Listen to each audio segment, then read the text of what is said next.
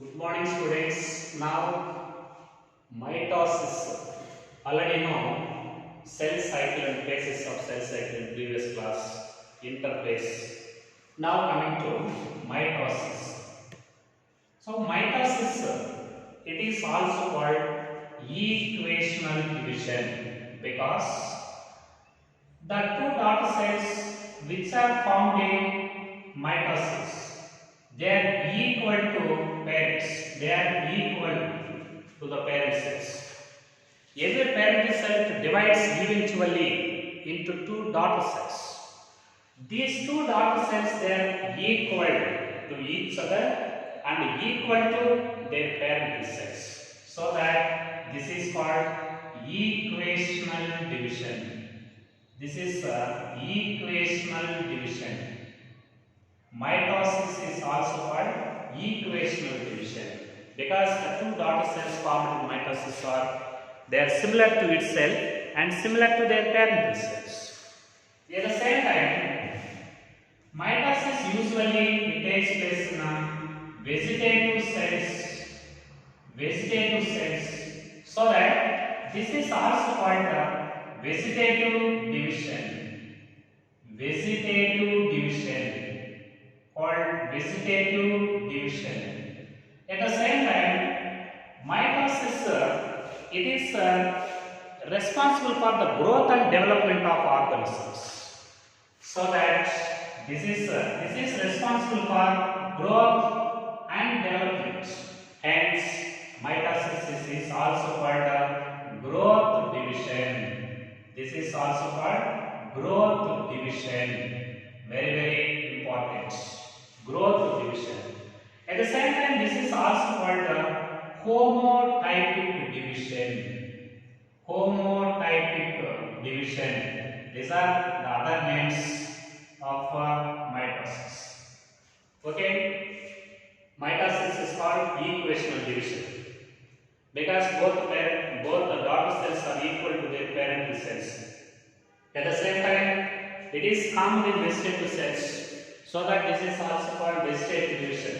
It is responsible for growth and development of organisms, so that it is also called growth division and is also called homotypic division.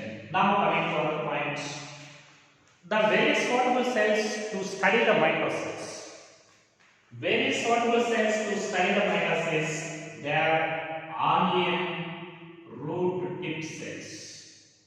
Onion root tip cells means meristems. Meristems. They are an excellent suitable cells to study the mitosis. Very important. Actively dividing root tip cells of onion. They are an excellent cells to study to study the total process of mitosis. Generally, this mitosis it includes karyokinesis and cytokinesis.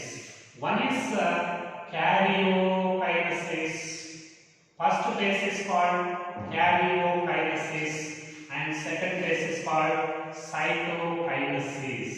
So, the replication, the division of nucleus into two daughter cells during mitosis. First, the nucleus divides into two daughter nuclei. That is called karyokinesis. Then it is followed by the division of cytoplasm. Such division of cytoplasm, that is called karyokinesis. So, it begins with karyokinesis and ends with cytokinesis. The nuclear division is called karyokinesis and the cytoplasmic division is called cytokinesis. At the same time, this karyokinesis, it is also divided into four phases. For our convenience of study total nuclear division, karyokinesis, it is divided into four phases. One is prophase, very important, prophase, and second one metaphase, and third one anaphase, apophase, and fourth one, this is telophase. In this way, total karyokinesis, it is divided into four phases: prophase, metaphase, anaphase, telophase.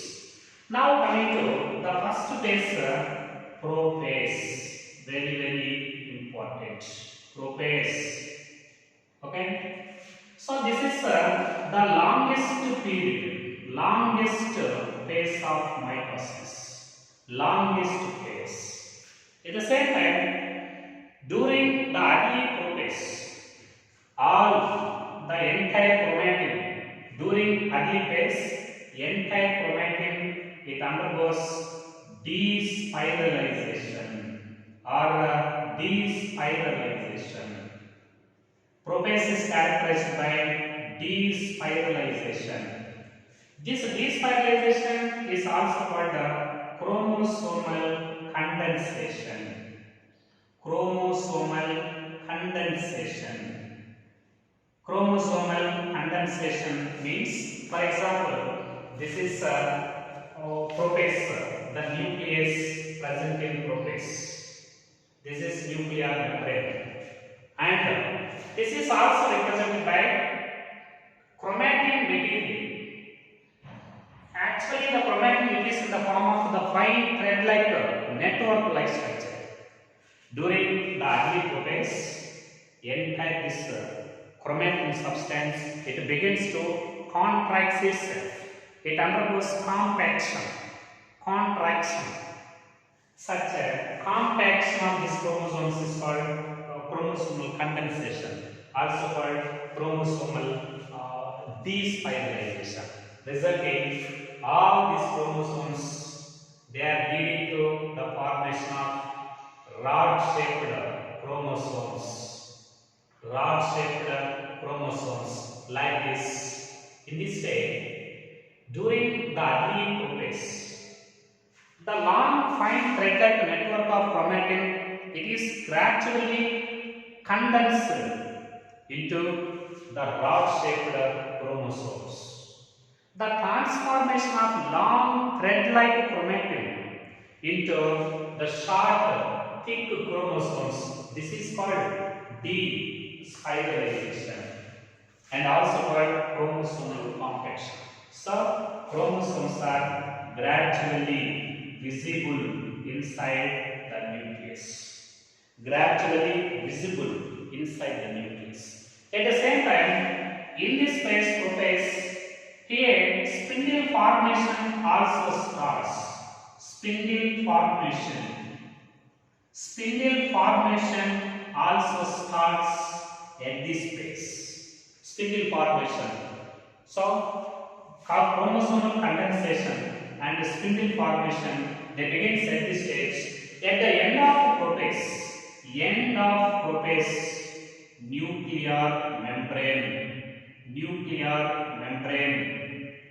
and also endoplasmic reticulum, and also Golgi complex,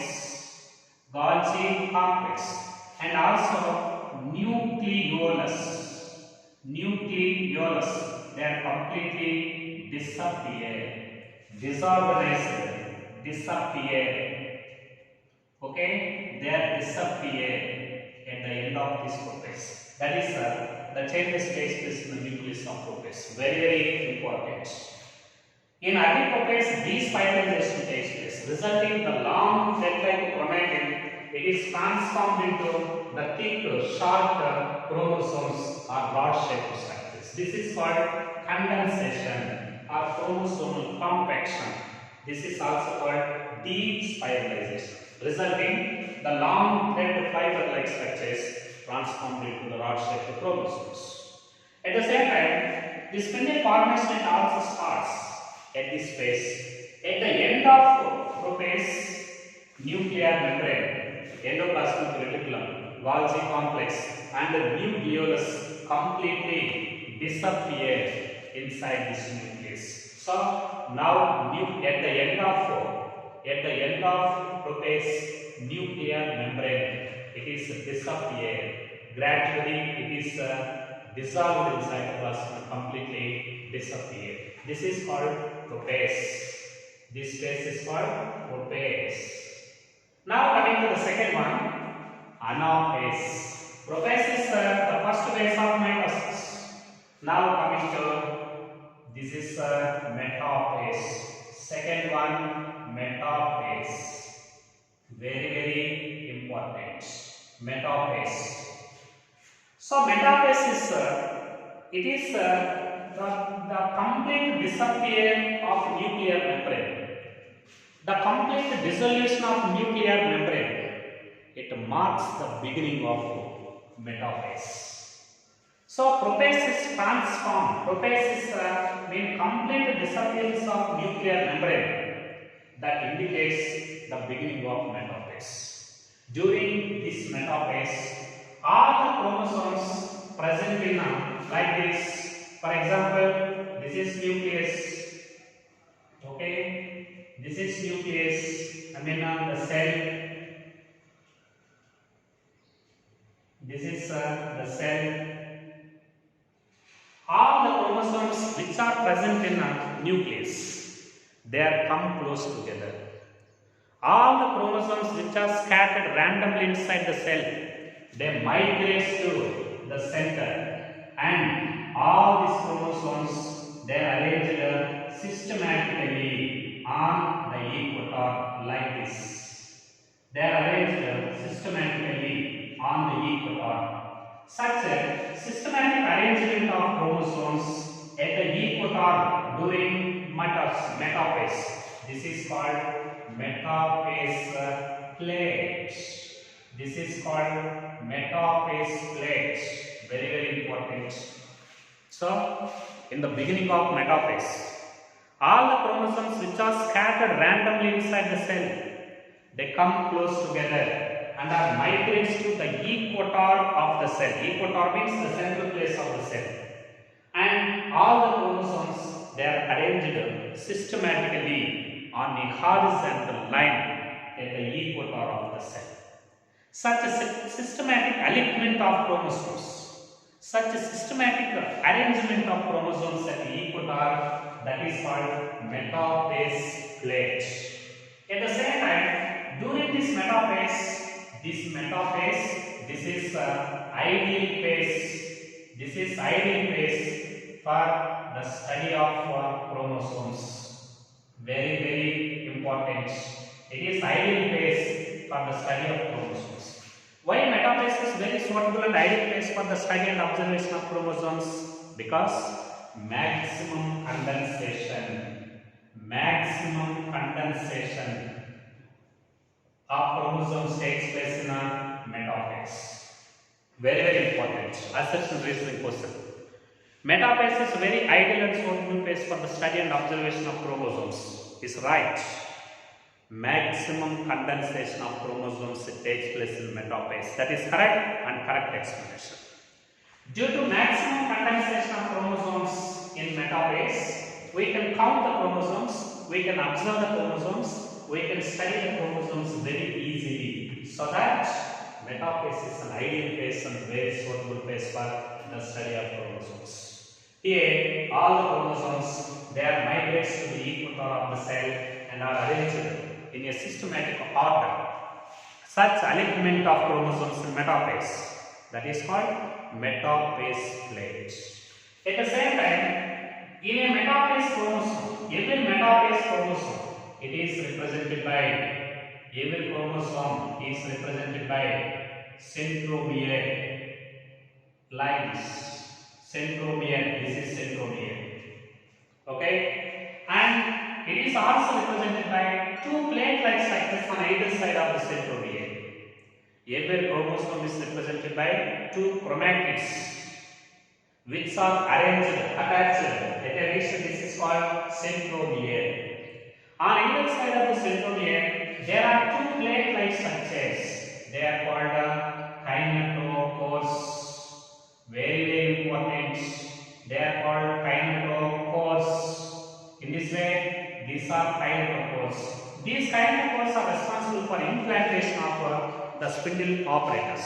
Spindle fibers are attached to the kinetochores of centromere. during the mitosis. Anyhow, every chromosome is represented by two chromatids which are attached at a location that is called centromere. This is centromere. This is centromere. On either side of the centromere, there are two plate-like structures called kinetochores, in which these spindle fibers are attached during the time of mitosis. At the same time, this spindle formation is also complete at this stage. Complete spindle formation. Spindle formation. Complete spindle formation takes place in a metaphase by using microtubules, very important, microtubules and proteinaceous filaments. Microtubules and proteinaceous filaments. So this is opposite pole. This is opposite pole of the cell. And spindle fibers, they are developed from opposite poles and are migrated to the equator of the cell, and these spindle fibers are attached to the kinetochores of centromeres. Like this, spindle fibers, they are developed from opposite poles. Like this, spindle fibers are formed in metaphase. So this is a metaphase cell. So during metaphase, we can be observed two important changes. One, formation of metaphase plates. That is a systematic arrangement of chromosomes at the equator of the cell. That is metaphase plates. And maximum condensation also takes place in this phase, so that it is a very suitable and ideal phase of mitosis. And every chromosome is represented by two chromatids attached at a point centromere, and on either side of the centromere there are two plate-like structures. They are called kinetochores. Spindle formation also completes at this stage. Opposite fibers coming from opposite poles are attached to the centromeres of chromosomes. These changes can be observed in metaphase. Now coming to the third one, anaphase. Very important, anaphase. Okay, for example, this is anaphase cell. Anaphase cell. This is anaphase cell. So during anaphase, the centromeres, the spindle fibers coming from opposite poles, they begins to contract itself due to a compaction. Due to compaction of these spindle fibers, a pressure is exerted. A pressure is exerted on the centromere, resulting the centromere it splits into two equal halves. So, due to compaction of spindle fibers, splitting centromeres centromeres they split at this region, resulting the two chromatids present in each and every chromosome they get separated to each other. In this way, due to the splitting of centromere, all chromosomes they are simultaneously splits at the centromeres like this. Simultaneously, the chromosomes they splits at the centromeres like this, resulting these chromosomes they get separated. Chromatids are separated, leading to the formation of dotted chromosomes. This is the equator of the cell. So, due to the chromosomal spindle fiber compaction, due to compaction in spindle fibers, a pressure is exerted on centromere, resulting all the chromosomes present at the equator they split simultaneously, resulting the two chromatids of, for example, this is one spindle fiber and this is one chromatid, and this is another spindle fiber, this is another chromatid. In this way, each and every chromosome it splits into two dotted chromosomes. So, chromos mean the centromere splitting it takes place in anaphase. Because of this chromosomal or the centromere splitting, each and every chromosome it splits into two daughter chromosomes. Now these daughter chromosomes they migrate to the opposite poles. During the migration of each and every chromosome, the centromere it is present towards the pole and it is followed by the trailing of arms. In this way, arms facing towards the equator and centromeres facing towards the opposite poles. In this way, all the chromosomes they splits into daughter chromosomes and all these daughter chromosomes they migrate to opposite poles. For example, when cell is represented by 10 chromosomes, how many chromosomes are present at each pole of anaphase? 10 chromosomes they contain total 20 chromatids. And these 20 chromatids they get separated to each other. 10 chromosomes they migrate to one pole and 10 chromosomes they migrate to another chromosome. Here chromosome number would be doubled, but chromatid number per chromatid chromosome is reduced. In this way, during anaphase migrates to opposite poles. So daughter chromosomes, okay, daughter chromosomes migrate to opposite poles. Opposite poles. That is, centromeres is splitting and the migration of daughter chromosomes to opposite poles. These two changes can be observed. The third step of mitosis, that is in anaphase. Very, very important. Chromosomes are split into daughter chromosomes and daughter chromosomes are migrates to the opposite poles. That is in anaphase. Now coming to the fourth stage, this is telophase. Telophase, very, very important. Okay, that all the changes that takes place in telophase, they are equal to the changes that takes place in prophase. That takes place in prophase. What happened at the first step of prophase? Despiralization takes place in prophase. What is despiralization? The long thread-like chromatin is transformed into the thick, short chromosomes.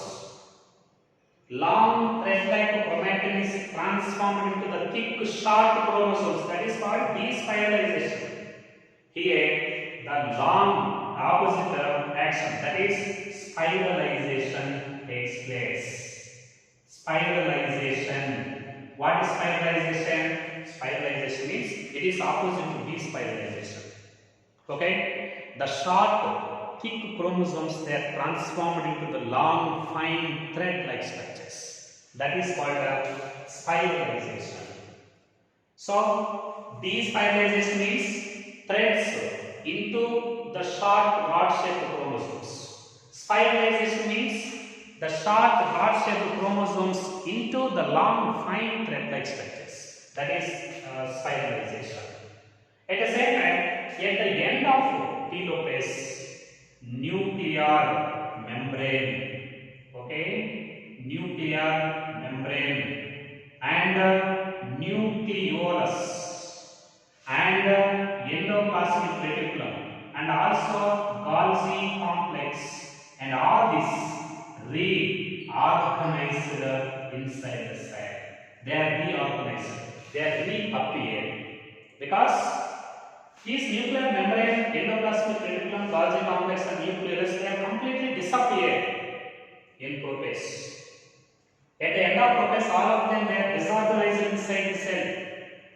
And during telophase, they are also reorganized inside the cell. That is nuclear membrane, nucleolus and endoplasmic reticulum, Golgi complex reorganized inside the cell, that is in telophase. So, all the changes that takes place in telophase quite reverse to that of the prophase. Mention the name of two subphases of mitosis whose changes are opposite to each other. One is prophase and second one is telophase. As a result of telophase, for example, this is telophase cell. Here, this is spindle fibers. and all the chromosomes they are converted into the long thread-like structures. This is called despiralization, or this is spiralization.